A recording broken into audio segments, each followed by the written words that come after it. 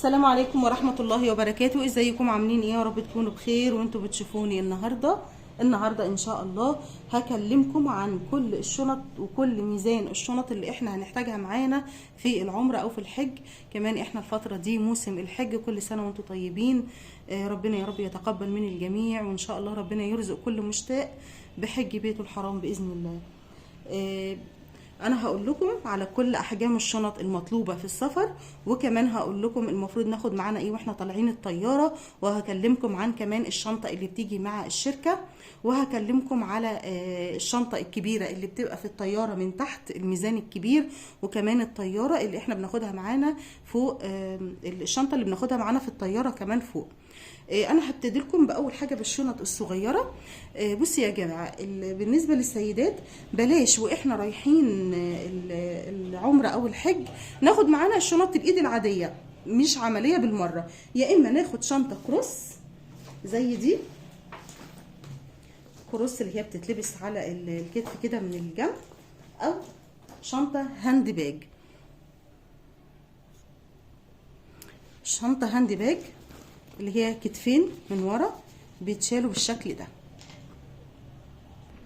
وكمان يفضل ان الشنطه تكون واسعه من جوه، يعني بلاش تجيبوا الشنط الصغيره، لان بالنسبه للشنطه دي بيبقى ميزانها 2 كيلو، يعني عندك مساحه ان انت تحطي فيها حاجات لحد 2 كيلو. بس خدي بالك ما تكونش حاجات حاده او حاجات معدن او ازايز برفان، كل الحاجات دي طبعا بتبقى ممنوعه ان انت تاخديها معاكي فوق في الطياره من فوق.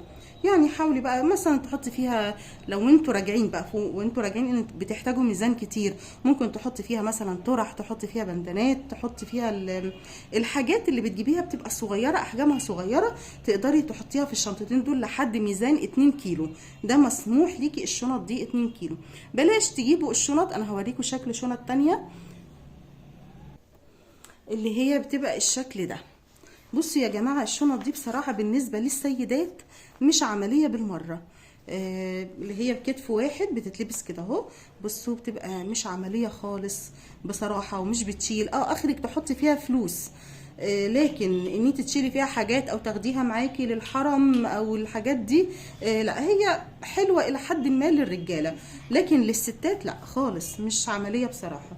لان انا شفت ناس كتير كانت واخده شنط زي دي، للاسف احتاسوا في حاجات كتير وكانوا محتارين، وخصوصا في الوقت اللي هم كانوا بيروحوا فيه في الحرم. يعني كانوا مضطرين ان هم يشيلوا الشنطه دي علشان الفلوس، وكانوا مضطرين يشيلوا شنطه الشركه اللي انا هكلمكم عنها دلوقتي، والشنطه دي مهمه جدا كمان.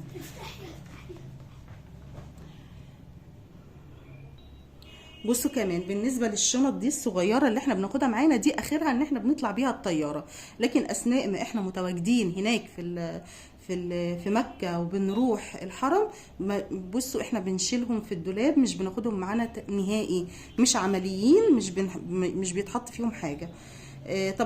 طبعا بتبقى معانا شنطه الشركه اللي هم بيسلموها لنا، هي في نوعين، يا اما هاند باج اللي هي بتتلبس في الكتف في الظهر من ورا، او كروس بتبقى زي كده بس حجم اكبر. وبصراحه انا افضل الهاند باج لان بصراحه عمليه اكتر من الشنطه الكروس. بصوا بقى بالنسبه لشنطه الشركه بتبقى كبيره بصراحه، كبيره، بتبقى حلوه قوي. طبعا بنحط فيها واحنا رايحين الحرم، بنحط فيها ممكن تحطي الفلوس بتاعتك هنا او الموبايل بتاعك، بتحطي فيها سندوتشاتك مثلا لو انت واخده سندوتشات او حاجات بتاخديها، بسكوتات وكده بتاخديها معاكي. في كمان بنحط هنا فيها اعزكم الله الشبشب اللي انتوا بتبقوا لابسينه، طبعا لان احنا هناك مجرد ما بنروح السعوديه خلاص مش بنستخدم الجزم او الكوتشات، بنركنها وبيبقى معانا شبشب خفيف كده علشان نعرف نتحرك بيه بكل سهوله. فبنحط الشبشب، انا كنت بحطه هنا في الجيب ده عشان يبقى منعزل تماما عن الحاجات الاكل او المصلايه بتاعتي، فكان بيبقى بصراحه شنطه عمليه جدا. وكنت بشيلها بس ما كنتش بلبسها في الخلف من ورا، لا كنت بلبسها من قدام، بخليها من قدام، علشان مثلا ببقى حضناها كده اهو بايديا، بحيث وانا بطوف وانا بعمل عمره او وانا اثناء لو في زحمه محدش يقدر ان هو يفتح الشنطه بتاعتي او ياخد منها الادوات بتاعتي. خدوا بالكم الشنطه دي في ناس وهي راجعه من هناك من السعوديه بتاخدها كانها شنطه ال2 كيلو، لا يا جماعه دي بيحسبوها لكم اللي هي الشنطه اللي انا هكلمكم عنها، اللي هي الشنطه اللي هي ال7 كيلو اللي فوق. هيقولوا لكم يا تاخدوا دي يا دي، واحده بس، ما ينفعش الاثنين. ولذلك وانا راجعه من العمره الشنطه دي حطيتها جوه الشنطه وهي فاضيه، خلاص شلتها استغنيت عنها. هي بس مفيده اثناء ما انت بتطوفي وانت موجوده في الحرم، بتاخدي فيها ادواتك وحاجتك اللي هي الحاجات الخفيفه اللي بتحتاجيها وانت في الحرم، لكن ما تحطيش فيها بقى لبس وحاجات ترجعي بيها من العمره، لا مش هيعدوها لك في المطار. الا بقى لو انت مش معاكي شنطه 7 كيلو تقدري تحطي في دي، بس الافضل ان انت يكون معاكي شنطه تشيل 7 كيلو. الشنطه دي دلوقتي هكلمكم عن الشنطه اللي هي المفروض الميزان اللي فوق في الطياره اللي هو ال7 كيلو. هقول لكم دلوقتي مقاساتها، والمفروض طبعا ان الشنطه دي ليها مقاسات محدده، ما ينفعش ناخد معانا اي شنطه فوق الطياره خالص. بصوا بقى، اول حاجه مقاس الشنطه بيبقى طول الشنطه الارتفاع بتاعها بيكون 56 سنتي، ده الحد الاقصى، ممكن يبقى اقل لكن اكتر لا ممنوع. ده بالنسبه للطول بتاعها. اما بالنسبه للعرض، عرضها بيكون 36 سنتي، العرض بتاعها 36، يبقى طولها بيبقى 56 وعرضها 36. الارتفاع بتاعها اللي تحت، يعني العمق بتاعها لتحت بيكون 23 سنتي.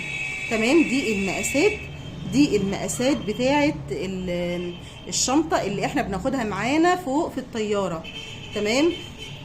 الميزان بتاعها هو طبعا المفروض بيقولوا لكم، طبعا اللي هو المشرف اللي بيبقى رايح معاكم من الحج او العمره بيقول لكم 7 كيلو بس، واحنا راجعين عادي بيوصلوها لكم في مطار السعوديه لحد 10 كيلو، لكن ما تعديش 10 كيلو. لو عدت ال10 كيلو بجرام واحد لا بيقولوا لكم فضوا من الشنطه وارموا، فهو ممكن يبقى 10 كيلو اقل. فيا جماعه يعني بصوا خليكم علشان تبقوا في المضمون، يبقى لحد مثلا 9 كيلو، يعني وصلوها 9. انا بصراحه كنت موصلاها 8 كيلو يعني، وانا راجعه وانا رايحه كانت 7 كيلو، وانا راجعه وصلتها لحد 8 كيلو. هي كانت فاضيه شويه طبعا، فيها مساحه ممكن تشيل حاجات تانية، بس ما ينفعش في الميزان.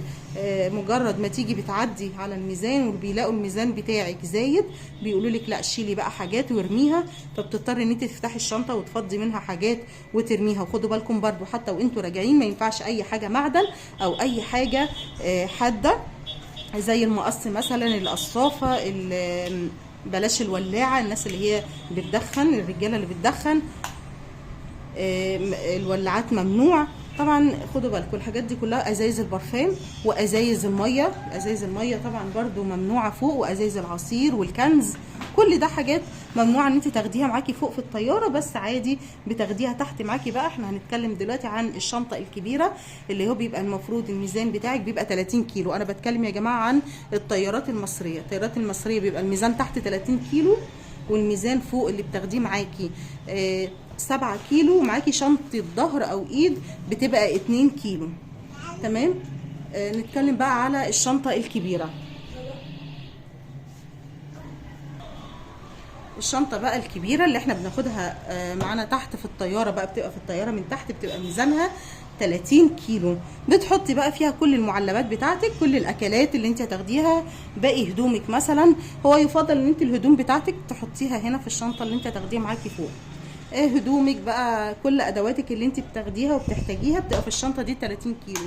طيب يا جماعه، لو نفترض ان الشنطه بتاعتنا مثلا حجمها صغير او حجمها وسط، مش بتشيل 30 كيلو على بعض، نعمل ايه؟ عادي ممكن تاخدي معاكي شنطتين، تاخدي شنطتين مثلا، دي تخليها 20 كيلو ودي 10 كيلو، مفيش مشكله خالص. بس في ملحوظه مهمه جدا، وانت سواء مسافره من مطار مصر القاهره او مثلا راجعه من السعوديه، ما ينفعش تاخدي شنطتين 3، لا هتاخدي 2 3 4، لازم يبقوا شيله واحده. هنعمل ايه؟ هناك في المطار بيبقى فيه تغليف باللي هو الاسترتش رول، بتحطي طبعا بيحطوا لك هناك في المطار الشنط كده اهو على بعض، ويبتدوا يغلفوا لك الشنط مع بعضها كلها بالاسترتش رول. يعني دي عشان تبقى لازم تبقى معاكي شيله واحده، هي اسمها شيله. طيب وانتوا راجعين خدوا بالكم خدوا بالكم وانتوا راجعين من السعوديه، دي معلومه مهمه. في محلات كتير قوي بتبيع لكم اللي هو الاستريتش رول، اللي هو الشفاف الابيض اللي هو زي اللي بيتباع هنا في مصر. لما بتروحوا على مطار السعوديه بيقول لكم ده ممنوع ولازم يتفك، ولازم تعملوا بالاستريتش رول اللي موجود في مطار السعوديه، وهو بيبقى لونه ازرق. فمش بيرضوا يعدولك الشنط بتاعتك بالرول اللي هو لونه ابيض، فهيعدهولك باللي هو لونه ازرق. فخدوا بالكم ان انتوا مثلا لو وزنين الشنط بتاعتكم وعارفين ان الشنطتين دول على بعض 30 كيلو، او ما بلاش تغلفوهم وانتوا موجودين في الفندق بتاعكم، سيبوهم لحد ما تروحوا مطار السعوديه، توصلوا المطار هناك، وبعد هم هيغلفوا لكم الشنط بتاعتكم هناك بالاستريتش رول الازرق، وده بيبقى سعره 40 ريال. ده وقت ما انا رحت العمره من حوالي كام شهر، معرفش دلوقتي وصل سعرها كام. وده افضل ليكم بصراحه بدل ما تتبهدلوا. لان انا بصراحه اشتريت وانا هناك، اشتريت من الفندق اللي انا كنت فيه المحلات تحت، اشتريت الرول اللي هو الشفاف، وبعد ما غلفت الشنط بتاعتي كلها مجرد ما وصلنا المطار قالوا لنا ممنوع، لازم تعملوها بالرول اللي موجود في دي اكتر حاجات انا مريت بيها وانا بعمل العمره. كمان يا جماعه لازم تكتبوا اساميكم وارقام التليفونات بتاعكم، ارقام التليفونات المصريه، علشان الشنط بتاعتكم لو فيها زي كده بصوا مكان يتكتب فيها الاسم ورقم التليفون بتبقى كويسه. لو الشنط بتاعتكم ما فيهاش كده هقول لكم تعملوا ايه، حركه حلوه قوي وكمان مش بيتمسح الاسم من عليها. بصوا انا هنا جبت اللزق اللي هو بتاع الجروح من الصيدليه، اللي هو الحجم الكبير، عارفين اللزق اللي بيتحط على الشاش، هو ده حطيت منه هنا على الشنطه، وكتبت عليها الاسم ورقم التليفون المصري، علشان لو الشنط تاهت في المطار او كده بنلحق يعني حد يتصل بينا على رقم التليفون ويوصل لنا الشنطه بتاعتنا. بتمنى ان انا اكون قلت لكم على كل الحاجات المهمه بالنسبه لميزان الشنط، وبالنسبه للشنط اللي تاخدوها معاكم في الطياره من تحت او من فوق، او شنطه الايد. دي اهم الحاجات اللي انا بصراحه مريت بيها واستفدت منها هناك. لو عجبكم الفيديو ما تنسوش تعملوا لايك وتشتركوا في القناه وتفعلوا زرار الجرس على اشعار الكل علشان يوصل لكم كل فيديوهاتي الجديده ان شاء الله. لو محتاجين اي حاجه تاني اكتبوا لي في التعليقات، او عايزين تسالوا عن اي شيء وانا هرد عليكم ان شاء الله. شكرا لدعمكم المتواصل، والسلام عليكم ورحمه الله وبركاته.